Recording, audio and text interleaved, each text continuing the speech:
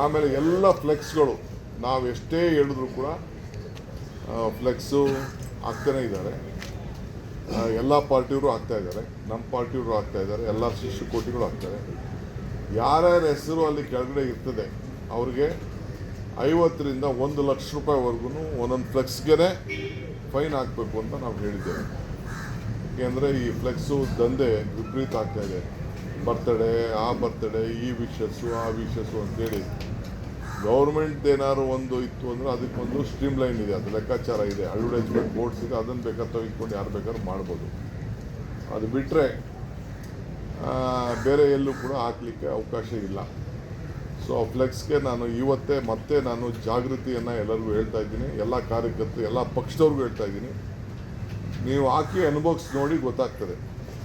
ನಾವು ಪೊಲೀಸವ್ರಿಗೂ ಹೇಳಿದ್ದೀವಿ, ಪೊಲೀಸ್ಗೂ ರೆಸ್ಪಾನ್ಸಿಬಿಲಿಟಿ ಕೊಟ್ಟಿದ್ದೀವಿ, ನಮ್ಮ ಕಾರ್ಪೊರೇಷನ್ಗೂ ರೆಸ್ಪಾನ್ಸಿಬಿಲಿಟಿ.